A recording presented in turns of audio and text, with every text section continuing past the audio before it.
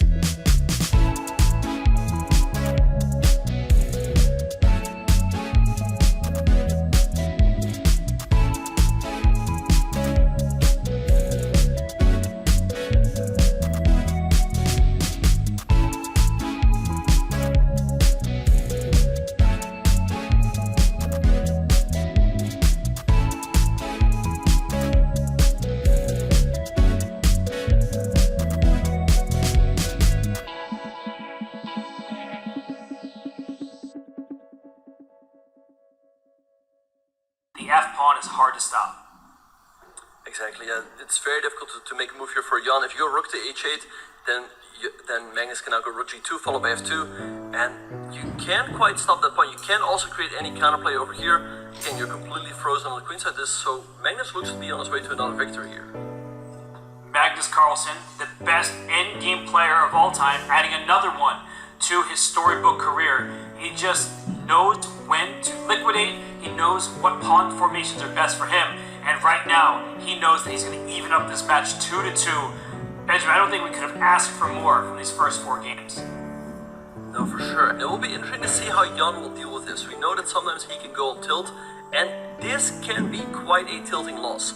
He had a good position, perhaps a winning position out of the opening, and instead of pawn, I really like rook to d3, and I think for black, Benjamin, the move you've been shouting for, h5, that looks very strong because white's main idea is rook h3, and if you go rook f3, black can also play rook f4 and trade the rooks on that square to protect the vulnerable f6 pawn. h5 looks like a nice move, like you said. For the moment, rook h3 is a big threat for Jan, and there we have Magnus is so precise in the endgame. And I don't know, Robert, holding this game would already be a big success right now for Jan, whereas before it looked like he was on his way to another victory. It's a turnaround, just like in game 1, where Magnus, he had the upper hand with the white pieces, and suddenly Jan was able to steal a bishop in the game. Now, Jan has to figure it out, where he was first better, and now he has to make that switch in his mind. So we have rook f3 on the board, rook f4 looks very strong to me. If rook takes, g takes f4, and look at black's pawns. They're marching up very, very quickly there. They're going to be dangerous. Exactly, but what about this idea, Robert? What about rook takes d7, and if you take an f6, you can give it check, king e2, and rook c1, and Magnus is going down. Wait, check on rook d1? Oh, Bakchi was a mating net, potentially, so maybe there's a way out there for white, but this looks great for black. The evil bars all the way down, because white's king is cut off. Benjamin, it doesn't matter about the pawn quantity. I say this often in the endgame. Go take the h5 pawn, I don't care. But what's king e6, pawn e4? How are you stopping these passers? I don't see it. Just go rook f2 here. Jan can go after the pawn on a4, but it will be super slow. Look at this, Robert. Jan is up a pawn, but his majority on the queen side is completely frozen. His rook on h3 is frozen. His king on b1 is completely stuck. This is a dominant position for Magnus Carlsen. And what is he aiming for? It's black's turn, king to e3, just winning the after it's rook h5. Potentially. So you need to be a little bit precise here. He plays e4 because it's, again, not about the